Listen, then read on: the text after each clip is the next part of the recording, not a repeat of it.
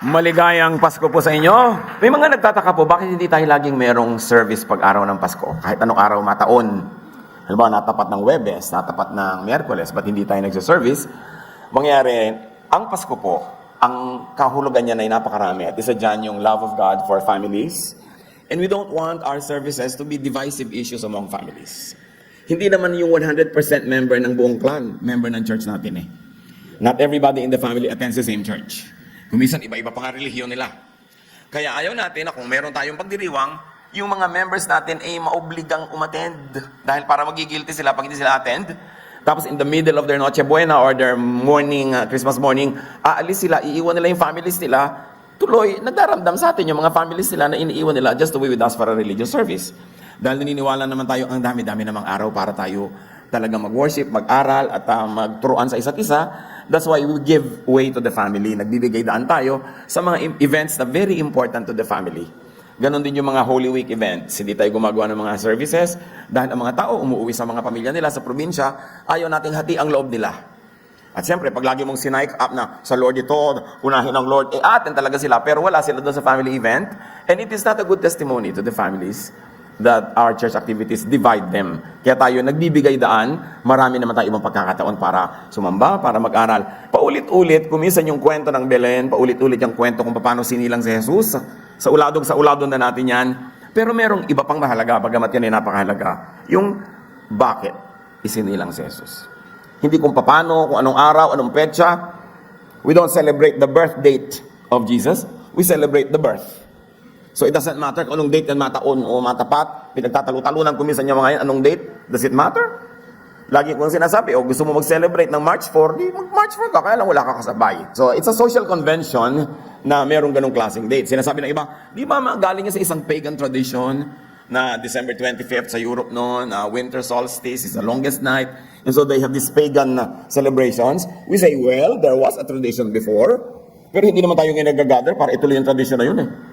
Ang ating pinagdiriwang, yung diwa, yung ideya that the Lord was born. And why December 25 sa West, lalo sa Europe, merong ganong event? Because it's the longest winter night. And alam niyo, sa kahabaan ng winter, marami dyan na nalulungkot, na-depressed. In fact, there's a lot of suicides even now pag winter. So yung mga tao noon, gumawa sila ng adjustment, itinataon nila yung mga festival nila sa kalagitnaan ng winter season para magkaroon sila ng something to look forward to. Kasi it's a coping mechanism of societies, of civilizations.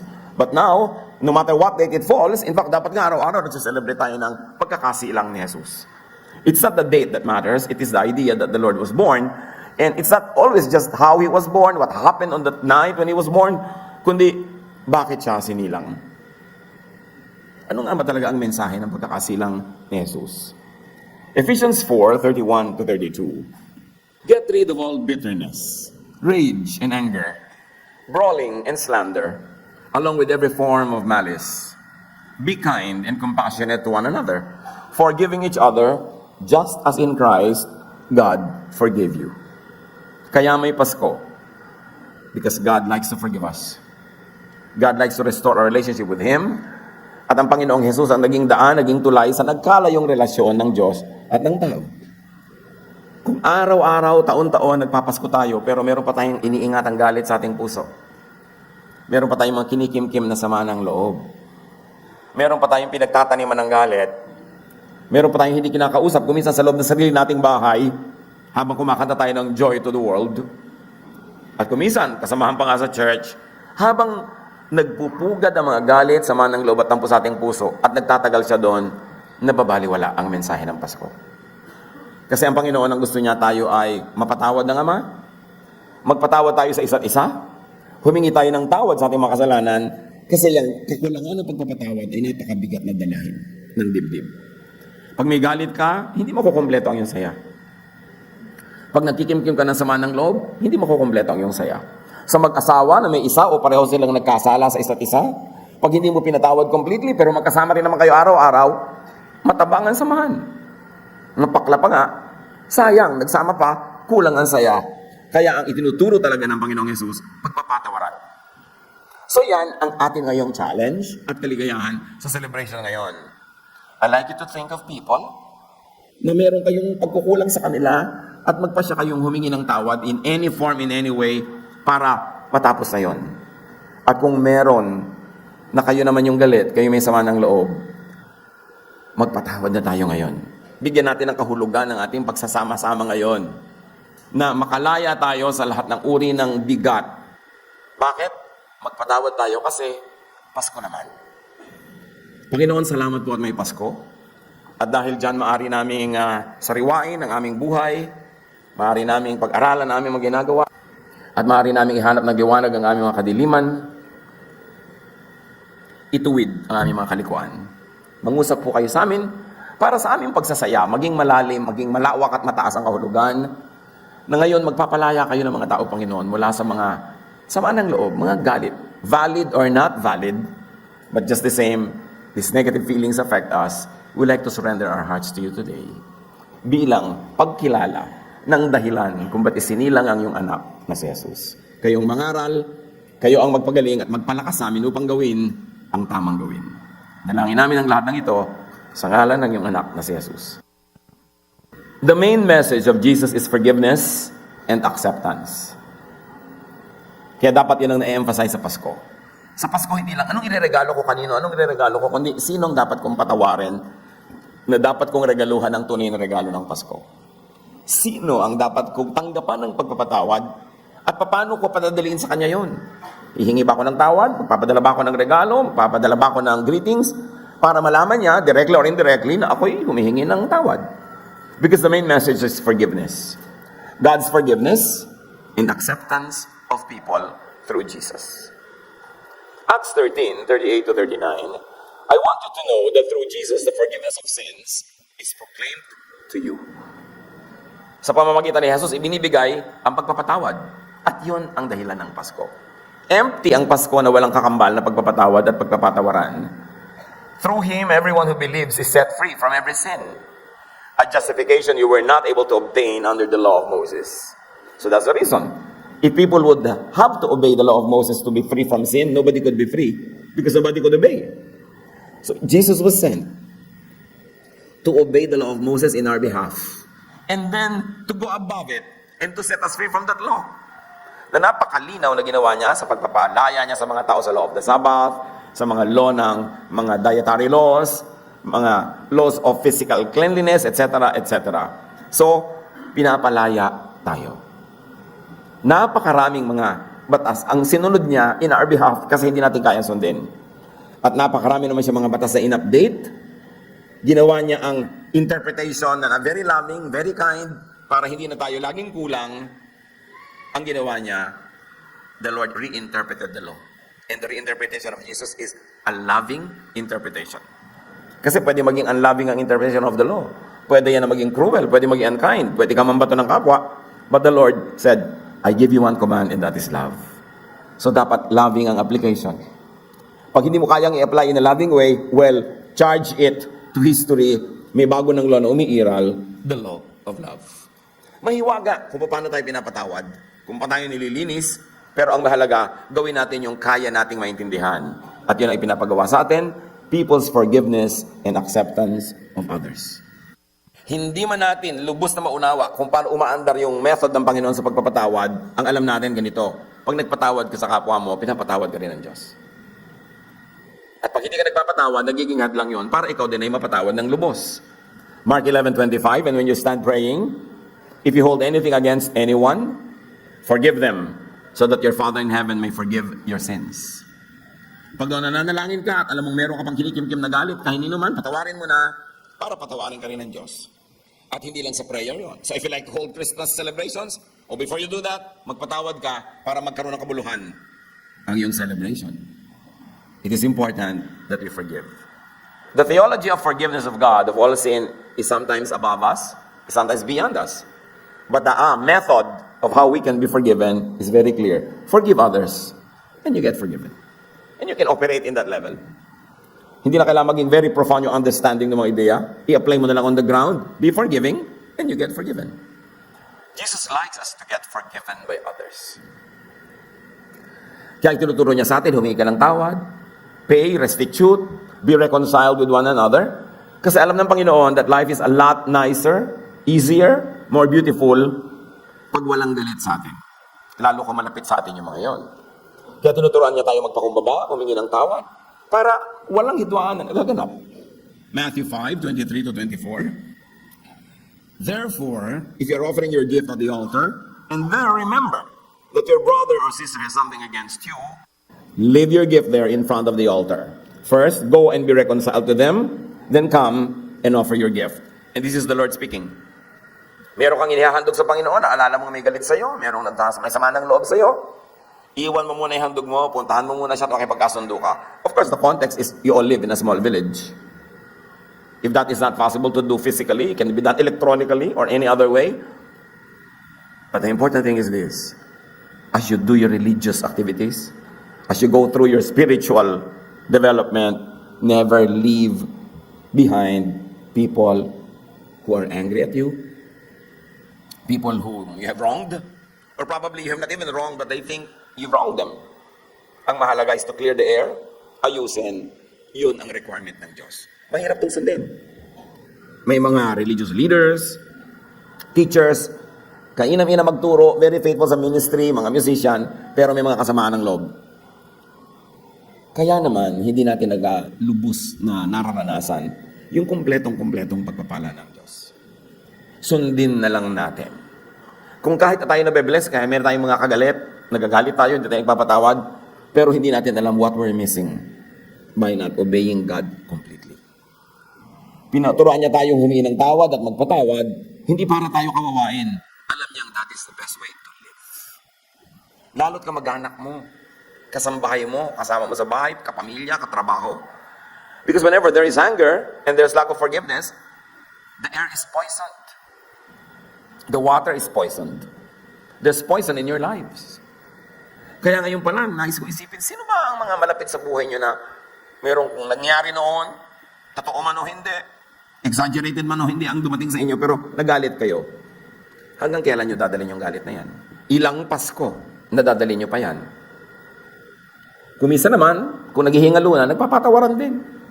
Kung kailan may mga tubo-tubo na sa leg, hindi na makapagsalita, patawarin nyo na lang, agahan nyo na. Kasi sayang yung miles. Sayang yung buhay. Pupunta kayo sa mga reunion, hindi kayo nagpapansinan. Pupunta kayo sa mga okasyon, mahirap yung nakakapanigas ng leeg nang nagpapanggap kang di mo siya nakikita. So, padaliin ang buhay. Forgive others. As we are talking now with each other, sino ang number one sa listahan nyo na mahirap patawarin? Yun ang patawarin. Para hindi sayang ang Pasko. Pag nagagalit ka naman, wala ka rin na-achieve eh. Tumataas ang presyon ng iyong dugo, bumibilis ang iyong palpitation, tumataas din ang blood sugar ng mga galit. Yung mga negative feeling, very bad for the health. So, kaya gusto ng Panginoon, magpatawad ka na para gumaan ang iyong buhay. So, hindi pa rin ako binabayaran ng utang. Sa galit mo ba, nabayaran ka? Hindi rin, di ba? So, lugi ka, hindi ka binabayaran, tapos galit ka pa, doble lugi ka. Hindi ka na nabayaran, di one lugi, pero masaya ka naman, nagpatawad ka, di one lugi lang, hindi, dalawang lugi yun. Ephesians 4:32. Be kind and compassionate to one another, forgiving each other, just as in Christ, God forgave you. Ito siguro ang isa sa mga pinakapaulit-ulit na katuruan, to forgive. Pero pag umanda ng ating pride, ini-ignore natin yan. Sinusunod natin ang lahat, pero yan, wag. Pero may kulang sa ating buhay. Pagka ganon. Forgive others and enjoy great blessings. If you are being blessed now, even with lack of forgiveness or insufficient forgiveness, you will be blessed even more. 1 Peter 3:9, do not repay evil with evil or insult with insult. On the contrary, repay evil with blessing. Because of this, you were called so that you may inherit a blessing. May kasamang pangako. Huwag mo daw susuklian ng mali ang kamalian. Bakit? Pareho lang kayo mali.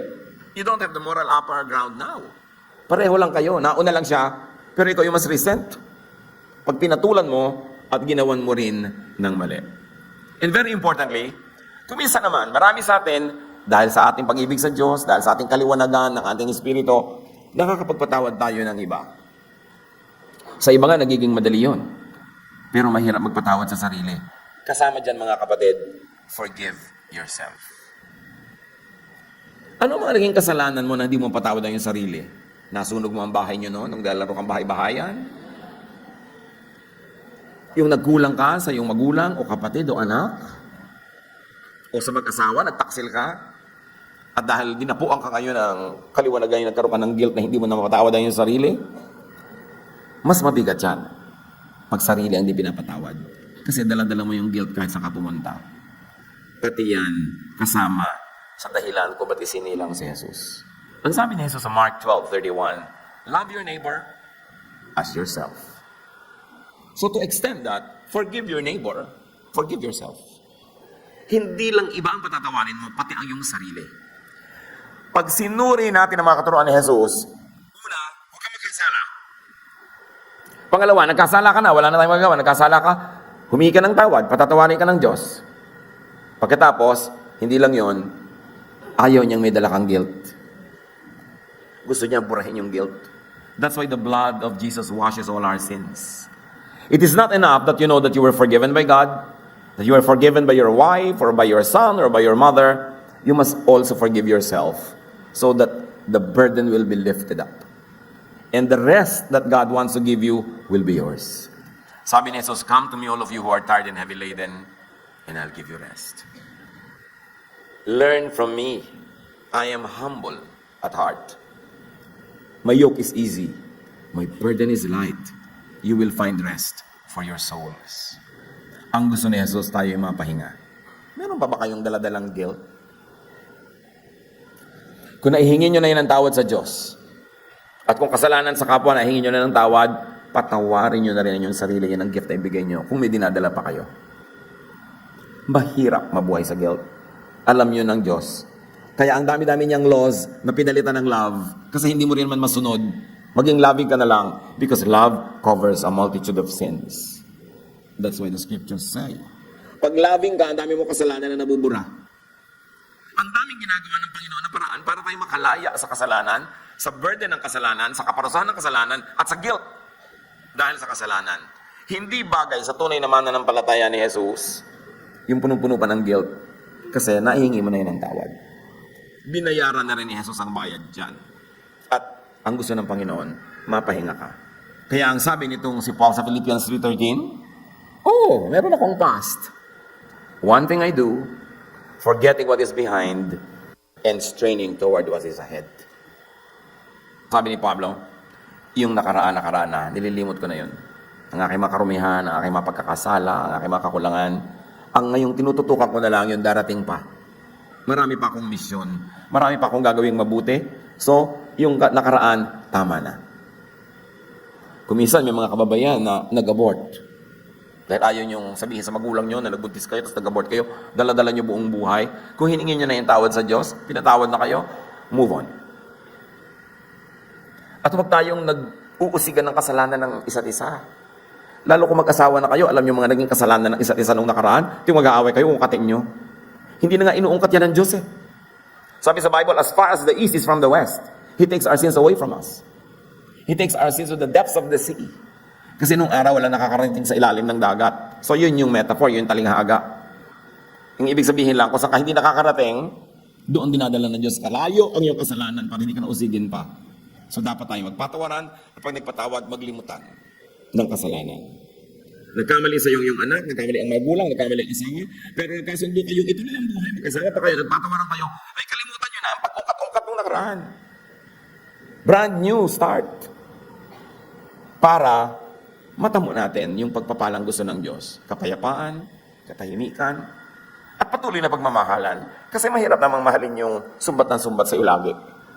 Nagagalit ka tuloy uli, makakagalit na naman kayo, lalaki ng lalaki yung gulo. So forgive others, forgive yourself, and enjoy peace. Kaya sabi ng mga anghel na nagbabaan nung isinilang si Jesus, peace on earth. Maraming kahulugan yun. Peace between humans and God. Peace among humans. Kailangan merong peace on earth. Colossians 3:15, let the peace of Christ rule in your hearts. Kaya pag may nagpapakounsel sa akin noon, may gusto magpakasal, tatanong ko, ano na ang pinakamasamang ugali niyang nakita mo? Namaya, nagko-contest na yung dalawa ng pinakamasamang ugaling nakita nila. Kasi kung hindi ko na kayo ikakasal, ngayon pa lang, kakagulo na kayo eh. Pag magpapakasal kayo, tanggapin nyo na ang papakasalan nyo ay hindi perfect. Tanggapin nyo na ang papakasalan nyo may ugali, merong asal. Na kung nagkamali na yan sa inyong engagement period, alam nyo na yung range, pero maaaring may ilabas pa yung mga iba. Kung hindi ka handa na tanggapin yun, huwag ka magpakasal. Kasi maghihiwalay din kayo.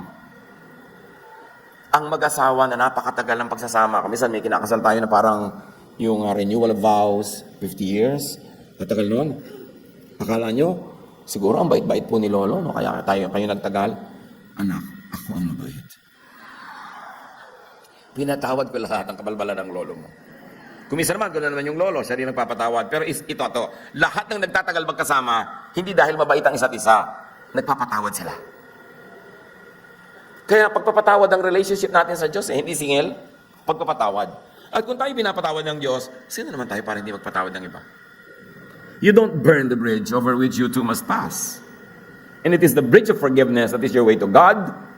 So don't burn that same bridge to go against people na ayaw niyong tanggapin. Forgive others. Let the peace of Christ rule in your hearts. John 14:15, sabi ni Jesus, if you love me, you will keep my commands.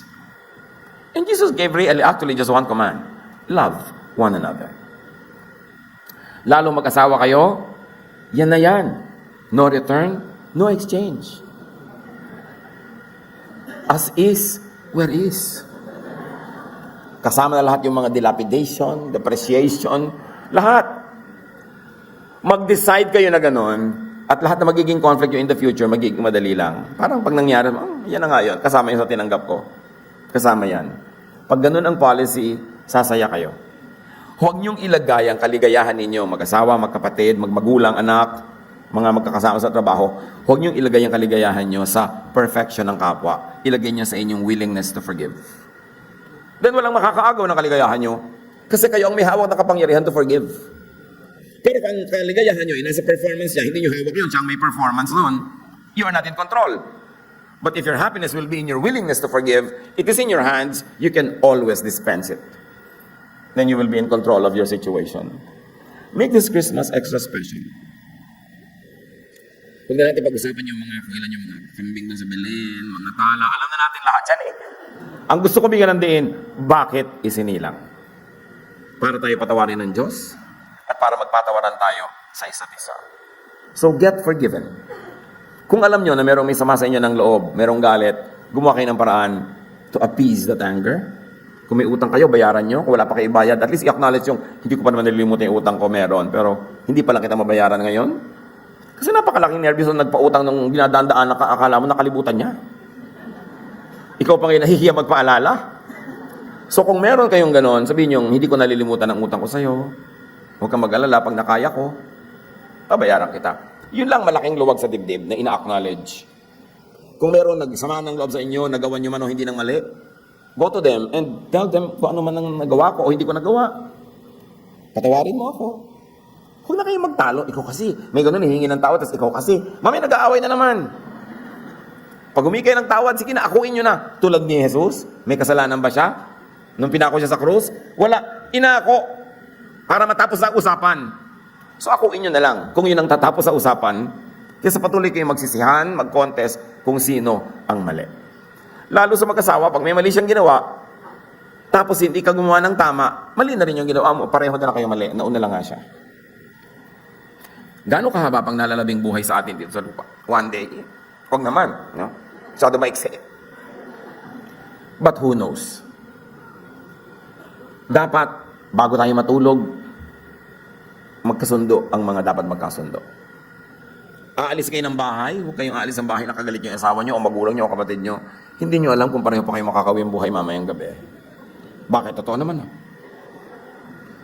Yung maghihiwalay kayo may samaan ng loob, kung may nangyari sa kanya, guilty ka ngayon. Humingi ka ng tawad sa isang malamig na bangkay. At marami tayong nakitang ganyan mga drama. Dapat habang buhay, habang nag-uusap kayo, ayusin nyo yan. Meron kayo dapat deal. Hindi man tayo magkasundo, meron man tayong pagkagalitan, hindi tayo maghihiwalay din, ayos. Lalo kung nag-abroad pa. Yung mahal nyo sa buhay, sasakay ng barko 10 buwan. Tapos mga 3 linggong walang signal. Alam nyo ba ng mga marino, pagka nasa dagat, walang signal? Pag nakakita lang sila ng lupa, doon may pwede ng signal, tawagan niya sa mga asawa. E paano kung sa pamamagitan ng oras na walang signal ay may nagganap na hindi maganda sa iyong mahal sa buhay? Sisisi ka. Do not keep a record of wrongs. Always pay when you can, and if you must. And always forgive. Dapat sa accounting nyo laging zero balance. Dapat. Laging ganon. Kasi ganoon ang Panginoon sa atin. Get forgiven. So review, kaninong patawad ang kailangan mo ngayon? Make that decision kung wala siya ngayon. Pero kung nandito ngayon, katabi mo, pisilin mo ng konti ang palad niya na ibig sabihin na humingi ka na ng sorry. Ibig sabihin, may magkasawa diyan magkatabi, nag-aaway. Review and seek forgiveness. And if you can, and if you should, restitute. It's not enough to say sorry when you can do something more. Restitute. Isa pang review mga kapatid, sino ang dapat mong patawarin na? Yan, the power is in your hands. Mas madali. Forgive na. Ngayon na. Huwag mo na ipagpaliban. Huwag mo nang tagalan. Kasi pag natagalan yan, darating na naman ng mga ibong mga padala ni Taning, aagawin na naman itong mga salitang narinig natin ngayon. Kailangan magpatawad ka na. At kung pwede mamaya, pagkatapos ng ating pagkasalambahan, i-text mo na. Kahit hindi mo sabihin clearly, pinapatawad na kita, just say something. Eat na ba you? O, di ba? Ibig sabihin lang nun, okay na kayo. Give something na parang antisipo para wala nang bawian na nakipag-usap ka na. Kung kailangan mo mag-text ka, makipag-usap ka, magpatawad. At huwag nang magalit, huwag nang magtampo. Kung ikaw yung may tampo. Kung ikaw nga yung galit, the power is in your hands kasi pwedeng ikaw magtanggal ng galit na yun eh. Mas mahirap kung siya ang galit sa'yo eh. Kaya mas madaling yung ikaw ang galit na mas lumuwag yung dibdib. Kasalanan mo na pagkadala-dala mo pa, pero ikaw pala yung galit kasi pwede mo nung alisin yung galit mo. Pwede ka magpatawad. The power is in your hands. Whatever it is, if you need to, seek forgiveness. Huwag nang mahiya at huwag nang magtagal. Huwag nang magmatigas ng loob. Mga kapatid, magpatawad na kayo. Humingi kayo ng tawad. Sige na, Pasko naman. Panginoon, salamat po dahil may Pasko. At dahil dito, meron kaming malaking paghuhugutan ng lakas para magpatawad, para humingi ng tawad, para ayusin ang aming mga relasyon. Sa sandali ito mga kapatid ng katahimikan, makipag-ayos kayo sa Diyos kung merong dapat ayusin. Kung meron ka hindi pinapatawad ng matagal, patawarin nyo at sabihin nyo sa Lord, Lord, pinatawad ko na po. Yun ang report nyo sa Lord ngayong Pasko. At kung meron kayo hindi dapat hinga ng tawad, make this firm resolve that you will do it as soon as you can. Lord, hear the prayers of your people. Ang dalangin namin, magpalaya kayo ng mga anak nyo na narito ngayon. Hindi aksidenteng narito sila, gusto mo silang palayain. Kung may bigat ng dibdib, kung may dinadala mga sama ng loob, at kung merong pagmamatigas at ayaw magpatawad, lahat kami, Panginoon. May our hardness melt in the presence of your love. May the dark parts of our soul be brightened up by your light. Tapunan mo ng liwanag, Panginoon, ang mga madidilim na bahagi naming buhay. Palakasin mo ang aming mga puso't isip na gawin ang tama. Makipagkasundo, magpatawad, humingi ng tawad. At kung meron man, hindi kailangan gawin to dahil wala silang galit. At kung meron man na walang nagagalit sa kanila at hindi nila kailangan humingi ng tawad, salamat sa napakagandang buhay na naipamuhay nila sa nakaraan. Subalit sa karamihan, Panginoon, kailangan namin na yung lakas para masunod ang lahat ng ito. At maging totoo sa aming buhay ang diwa ng Pasko.